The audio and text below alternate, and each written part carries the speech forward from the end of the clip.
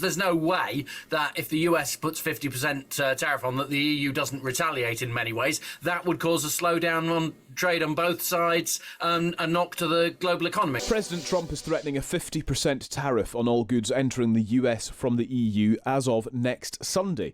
He told a White House press conference that European businesses opening in factories in America could help with negotiations. I'm not looking for a deal. I mean, we've set the deal. It's at 50%. But again, there is no tariff if they build their plant here. Now, if somebody comes in and wants to build a plant here, I can talk to them about a little bit of a delay. But, while they're building their plant, which is something I think that would be appropriate, maybe we'll determine that. Karen Carlsborough is Vice Chair of the European Parliament's International Trade Committee. She was speaking to Kathy Newman on Times Radio and said the EU is ready to retaliate.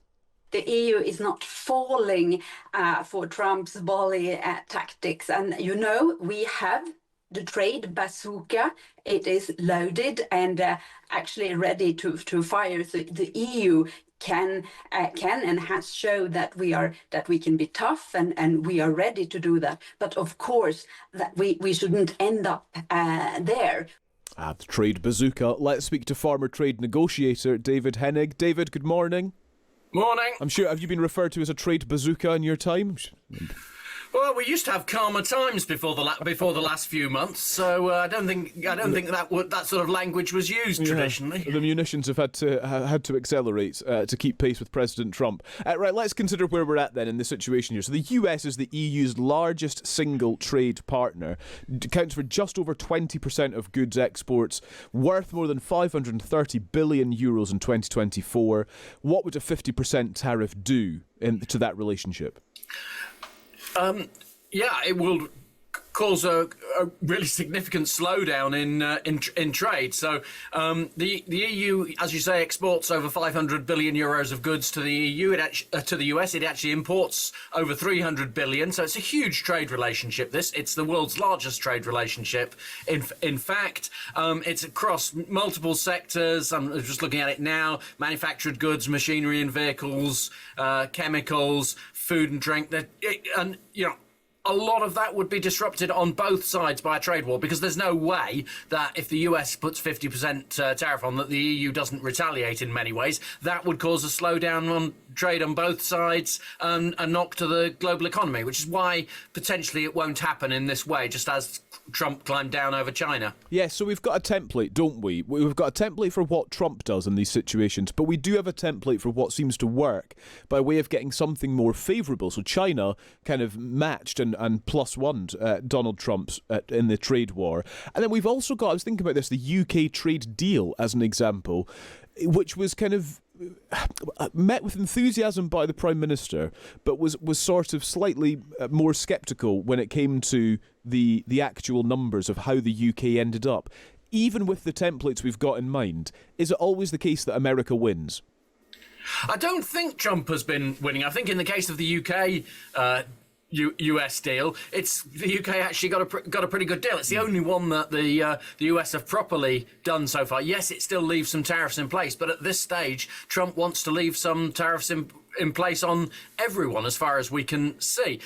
I'm just not sure that for the EU that kind of deal is on offer, though, because I'm not sure the US will offer it, because Trump has more of a problem with the EU. Essentially, he just doesn't like the EU, so he wants to up the ante. But so he will put those tariffs on. The EU will retaliate. They've been a bit half-hearted in their preparation, but this will probably force that to go a bit faster, and then after a suitable pause, I should think that they'll find their own version of a deal. But it's all being a bit cagey as well. How Trump is finding deals is a bit odd, because he keeps claiming there's going to be lots announced, but actually there's just been the one with the UK, and even that hasn't in fact been implemented. Yes, good point. Does this then offer itself as a Brexit benefit, do we think, David, that the UK is doing its own thing, whereas the EU has to corral, 27 member states into an approach? And then when you sort of get into the detail, Germany, Ireland, Italy, France, they're the leading exporters to the US by country in things like machinery, vehicles, chemicals, medicine also in there as well. Each country has got very specific requests and demands that you would think they would want a positive outcome from a trade war. I mean, the the EU is able to bring together all of its interests into a pretty strong negotiating position normally, and is able to stand up to the US potentially and get a good deal. The UK doesn't have that kind of strength, but was able to use the fact that Trump likes us for some reason into doing something a bit smaller. Who wins out at the end of the day is hard to tell. I suspect it's all a matter of damage limitation, and the UK has done its best to limit the damage, particularly to our car sector. We will have to see whether the EU manage the same. I would have thought at the end of the day it will be broadly the same, that we won't win or lose out of being outside of the EU. But frankly, this is Trump. Nobody knows what's going to happen today when he wakes up. Actually, he probably play golf today, but when he goes back to the White House on Monday, nobody knows what will happen next. So you're always in fear that your deal, somebody else might get a better deal, or he might withdraw your deal, or he might just offer you a better deal. Nobody really knows with Trump what he's going to do. So it's a bit premature to say this is a Brexit benefit. At the moment, we're doing okay, and that's probably as well as we can do with Trump. The swipe Donald Trump is taking is threatening tariffs around 50%, and this was done as Donald Trump does in a post online. So we don't know the full details, but the only thing I think to think about on tariffs is he has so far had a habit with Liberation Day of a big bang, then seeing the market response, and then backing down, but not quite saying he's backing down in that many words. So there's lots of anger towards the EU. But I think that the tariff pattern so far is to talk big and then dilute it. What about the European Union? You said that negotiations are going nowhere. Where are the kind of points where they're slow moving? I've been saying to everybody, they've treated us very badly over the years. It was formed in order to hurt the United States, in order to take advantage of the United States, and they've done that. We have a big deficit with them. They sell millions and millions of cars, as you know, Mercedes and BMW and Volkswagen and many others, and we were restricted from selling cars into the European Union, which is not nice. And I just said it's time that we play the game the way I know how to play the game. You know, they've taken advantage of other people representing this country, and they're not going to do that any longer. Yeah, I'm not looking for a deal. I mean, we've set the deal. It's at 50%.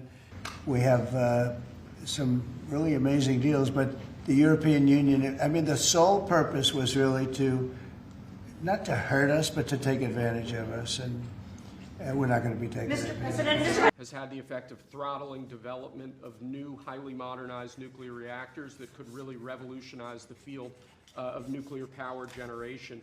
So this executive order, it orders a revised regulatory process to speed this whole